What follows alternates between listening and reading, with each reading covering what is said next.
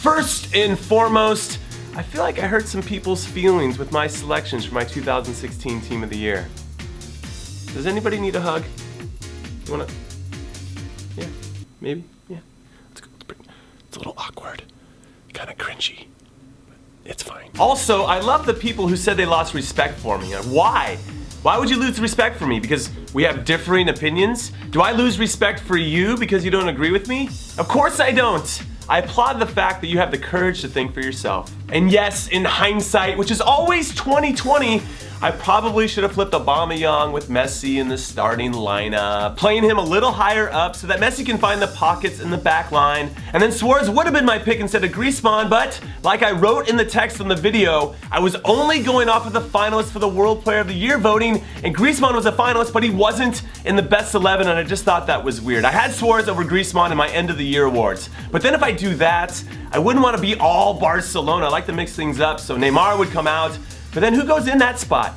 And there's a lot of options, and it's hard to choose. So can't we just all agree that these guys are terrific players? Though, maybe Conradinho could slot in there. Anyway, let's talk about some big games that are happening this weekend, starting with Manchester United versus Liverpool. The last time the two most successful clubs in English history played, it was a goalless affair that frankly put me to sleep, and I want those 90 minutes of my life back. But this time around, I feel like it's going to be different. United have won 9 straight games in all competitions for the first time since 2009, so they have settled into a nice little rhythm. And I'm not sure why I gave you one of those, but I did. While Liverpool haven't won a game in their 3 games in 2017, and they look a little tired. But the Reds welcome back Coutinho from injury, though there's no way he can be match fit already. And they lose Sadio Mane to the Africa Cup of Nations, so my prediction is going to be Zlatan and Pogba are going to lead the way. De Gea is going to make a few key saves, and United's going to win 2-0. Next up, Sevilla versus Real Madrid. After their incredible 3-3 midweek battle in the Copa del Rey, where Sevilla were so close to becoming the first team to beat the mighty Madrid in Madrid's last 40 games,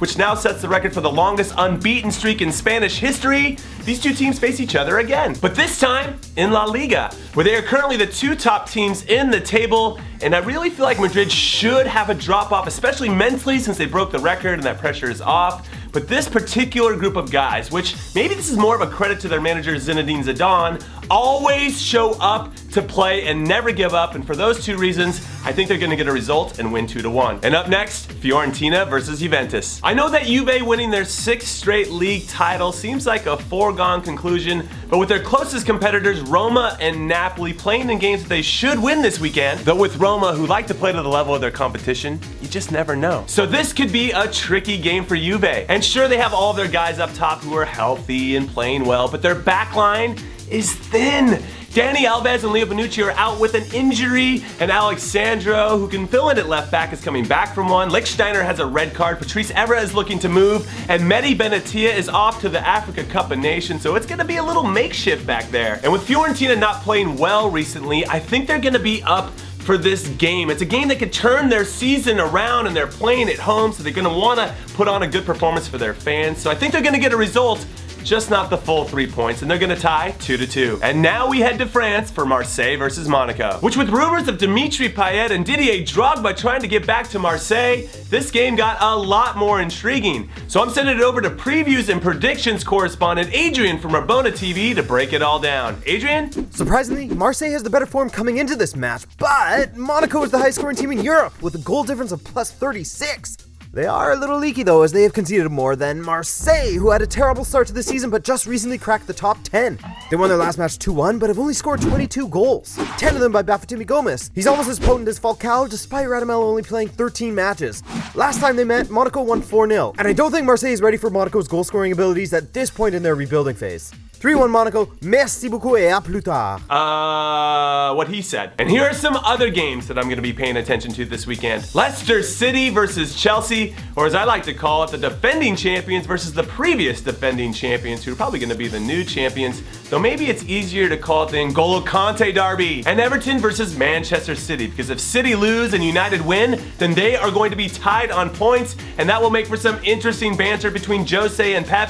So we'll see if Everton has it in them. And half of of the world's best 11, Barcelona, and my career mode club, Atletico Madrid, who could gain some ground on the teams at the top of La Liga if Sevilla and Real Madrid draw again like they did midweek. And Sheffield Wednesday versus Huddersfield, because both clubs need all 3 points to continue to remain relevant in the top 6 in the championship. And Club America, who are fresh off of losing to Tigres in the final of the Apertura season, are playing their first game of the new Clausura season against the early top of the table leaders Toluca, so we'll see how they respond to last season's disappointment. And the Sydney derby between Sydney FC and the Western Sydney Wanderers, who never seem to be really good at the same time. And unfortunately for the Wanderers, it's Sydney FC that happened to be very good recently, as evidenced by the fact that they have not lost in this derby since 2014. So we'll see if the Wanderers are up for it. And finally, the Africa Cup of Nations, a tournament that is like the Euros or Copa America of their continent, never seems to get the coverage or respect as those other two events, and I'm not really sure why, since there's so many compelling storylines.